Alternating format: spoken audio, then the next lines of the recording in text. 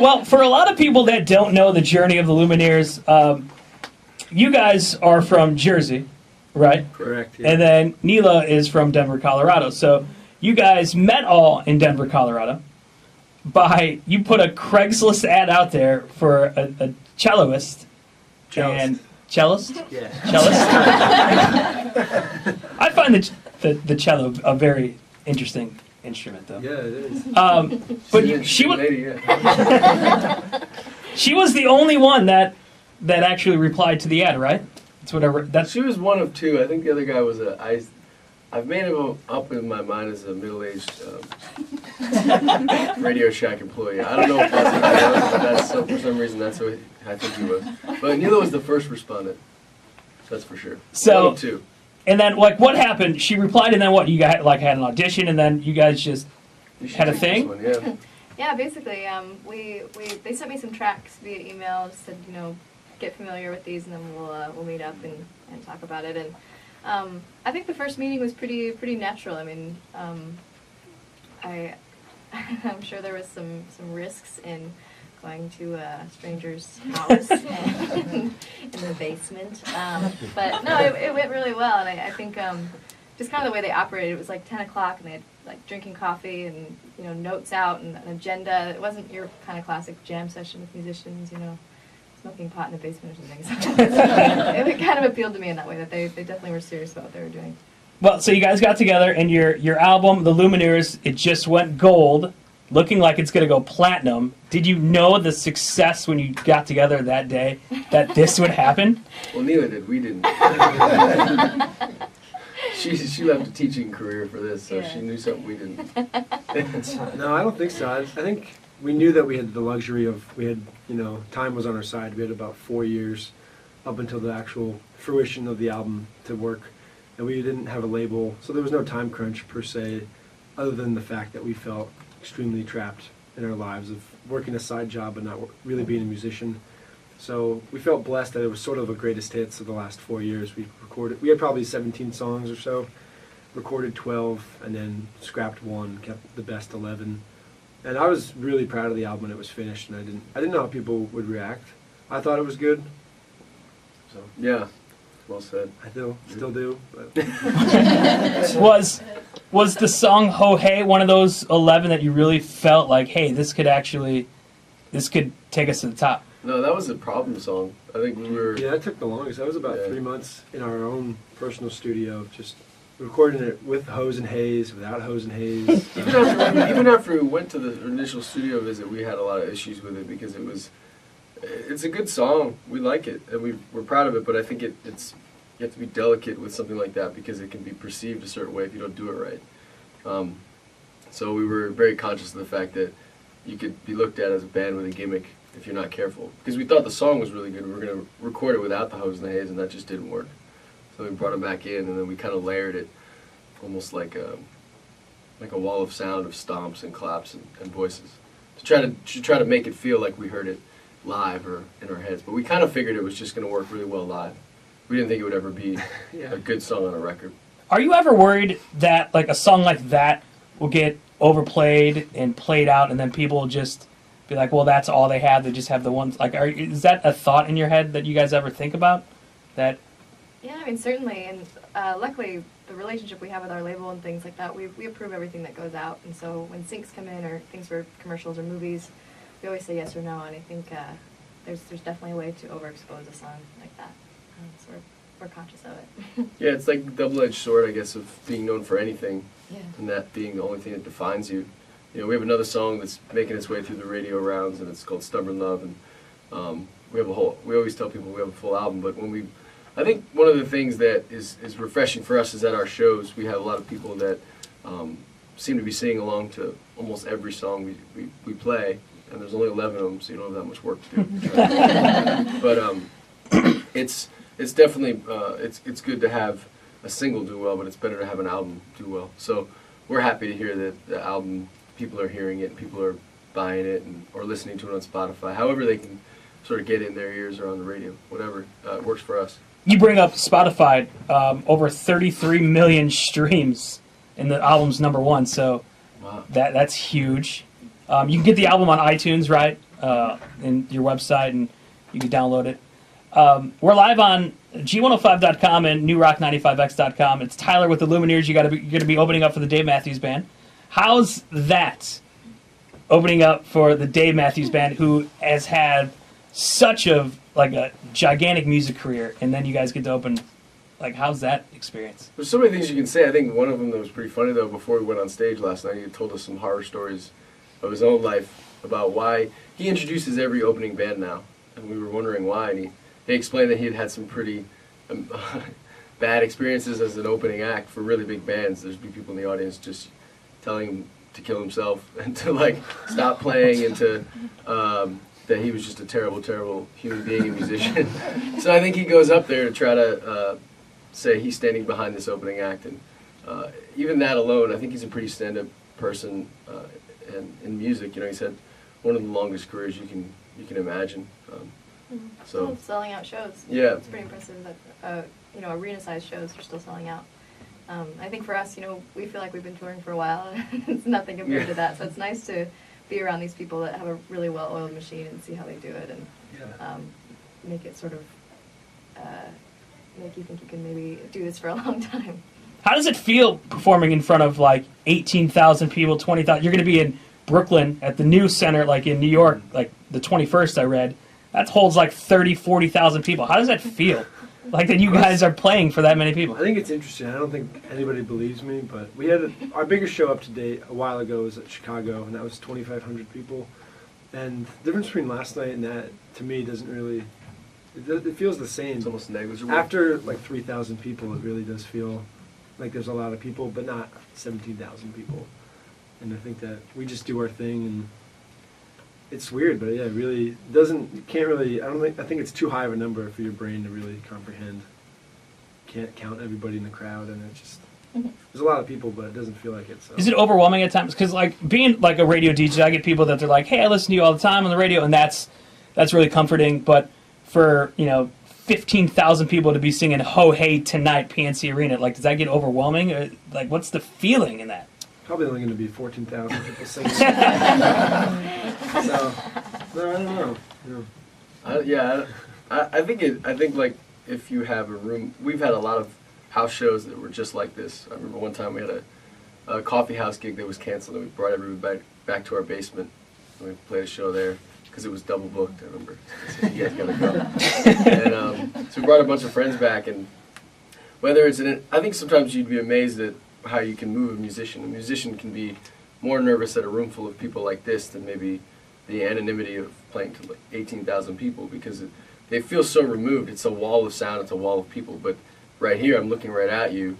There's only a few faces, you know what I mean? So, I think that it feels strangely overwhelming in a small room just as it could in a big room. It's kind of hard to... Yeah, I agree with that. This is more overwhelming than the last night. That's everyone sees all your mistakes and all the things. We're glad we can be a part of that. Yeah. Neela, Wesley, Jeremiah, they make up the band, the Lumineers. A couple more questions, and we'll get you guys on your way. A huge thing that just happened about a week ago, Grammy nominations. You're up for 2 Grammy Awards, and did you ever think that would happen? The Grammys. No. That's... I think when I was 21, I thought, so it would be about 8 or 9 years ago, I thought we were the best band ever. And then, some years of failure will make you pretty humble, and so I think now it's sort of like interesting that once it happened, it was like, really? As opposed to, yeah, I got this. Who told you about the nominations? Who'd you find? Yeah, I don't know. I think it was our manager. We were shooting some photos in Portland 2 days before we flew out there, and our manager Dave said, "You guys are going to Nashville because I want you to present best country solo performer." And I didn't know what that meant, but we assumed we were going to be nominated for one, because that was... Not that one either. Yeah. That would be kind of mean to fly us out and be part of the show, but not. Right. So we were sitting together, us three, and the cameraman came up to us and said, "Who are the Lumineers?" And he pinpointed us three, and then when they were doing the Best New Artist, he started to get really close. And he was, "All right, here we go." And then they said our name, and and then the other one is for Americana. Yeah, I remember there was a Rage Against the Machine, one of their band members started climbing the rafters during an award show because that's what they do. They ask, Right. where are you, who are you, and they set up cameras so all the winner kind of, everybody around them knows what's going on before you hear it on TV. Right. So it was surprisingly not that shocking when they're, you guys the Lumineers? Which one? 1, 2, 3? Okay. Yes. So you guys got nominated for a couple Grammys, but a lot of stress on Twitter about this. Justin Bieber not getting nominated for any Grammys. Do we feel any remorse or any sadness about that? I feel like he's not getting enough attention. I don't know. We need to start tweeting Justin Bieber. You should tweet him today and be like, hey, we'll share half our Grammy Show award the with you. love, yeah. A name like, speaking of Justin Bieber, like he has Twitter followers that are like called Believers and like One Direction, too, if you're familiar with them, but they have like Directioners. If you can name your Twitter followers, Lumineers. like the Lumineers, Just like making the most awkward name. We'll join, yeah. the Lumineers are going to be opening up for the Dave Matthews Band tonight at PNC Arena. How would you've done a lot of shows, like performing on Conan, the Late Show with David Letterman. Best experience out of any of those? Is there anyone that stand out? Like, is anybody? Conan was really neat for all of us, I think. We played so many shows, and I don't think we get very nervous anymore, and that was one I think we were all pretty nervous for. Yeah. But it was cool because, I think we're all big Conan fans, and it was a really cool experience. Yeah, Letterman was cool. We got to bring some friends and family out with us after to dinner, and that was pretty neat. Yeah. And Letterman handed me his coat for some reason, and I thought I could keep it. The intern took it back from you. Did you get to touch Conan's hair? Do you allow that? No, but he shook our hands. What? Every day. That's more than me. How would you feel like a show like Glee covering one of your songs? How would you feel if they decided to do that? I feel weird, personally. Yeah. I don't know. Would you not be happy with it? Would you be like, no, let's just leave it the way it is? Well, I don't know. I guess that's not fair. I don't watch Glee, so I'd have to watch it first, and then I could answer. You give me a DVD of Glee, and I'll get back to you. Done. I got all the seasons. I got all the time in the world. Yeah, and all the time in the world. Christmas is coming up. Is there anything special that you guys would like for Christmas? Yeah, be with my family. Yeah, we're all going to be home, which is Will you? really rare for us. So I think that's the biggest present of all. Aw. Going back to Jersey and Denver. Yeah. So you guys, you'll split up for the holidays? Just basically for Like 6 days. Christmas Day. Not even. I think it's 4 days. Yeah. Yeah. Yeah, ridiculous, we're but playing it's 2 big New Year's Eve shows in Denver, so we'll be back together for that. The Mile High City. Yeah. I don't want to get too far in it, but how do you feel that they just legalized marijuana in Denver? I mean, it's legal now, so Yeah, it's I mean, not I think something. it was so close to being legal as it was. It was pretty easy and accessible as it was. So now it's just not even an issue. Without giving away too much, it wasn't that hard before. So my actions probably won't be changed. It's not that hard in North Carolina either. 2 more questions for the Lumineers. I know you guys, you took a giant tour bus from LA, right, to now here? We actually flew from LA to Atlanta. Okay. And then got on the bus yesterday. So now you guys are on a tour bus. How is it being on a tour bus with a bunch of guys? Well, to paint you a better picture, there's actually 9 guys that travel with us, not just these 2. So between crew and our touring bandmates and stuff. But it's actually it's all right. I mean, it's just a lot of people in general, whether they're male or female. It's just a lot of people in a small space. But they're pretty good. Is there anybody guilty of breaking like the tour bus code of conduct? Like, is there anybody that just Like a smell code or something. pretty smelly people on Yeah. the bus? daily showers? No, I think everybody's super respectful, and I don't think that we could do this as much as we do without having the relationship we have with everybody. Everybody follows. Yeah, Neela puts up with a lot. She's humble, but she's a tough lady. She hates us. Yeah. We're afraid for our lives, right? On this liner sheet that your management company that they Knife. emailed me, they said like a lot of people are confusing Ho Hey with Hip Hop Parade, Naughty by Nature. Tell me that doesn't happen. Does that actually I happen? can't imagine that's I don't actually think that's ever happening. happened. Like Hip Hop Hooray! Oh. No. I know the song well. That was one of the first cassettes I ever bought. That and Vanilla Ice.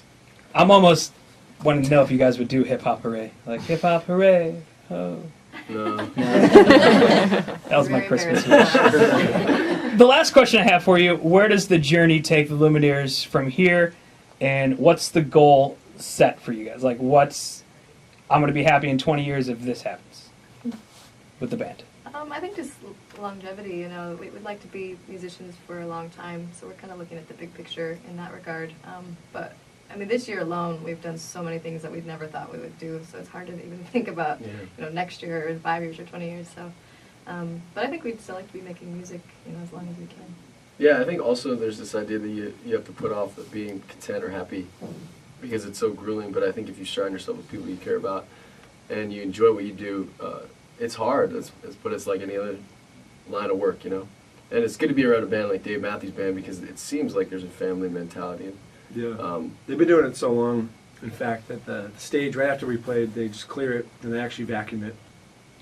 And I thought that was incredible because it was like your home, you know, it's truly, there's nothing on the floor at all. I mean, they vacuum it and everything's wireless and there's no clutter. And I thought that was pretty incredible. And just seeing their whole production, their staff, their crew, their catering, it's really like a traveling huge family. It's like 7 trucks or something. And What do you guys buses. eat? What did you guys eat like yesterday? They had chicken enchiladas, some black bean soup. That was just for lunch, too, Yeah, yeah. it was Dinner was delicious. ridiculous. Yeah. If you need anybody to like pack your stuff so I can get some free food out, I'm your guy. Neela, Wesley, Jeremiah, they make up the Lumineers. We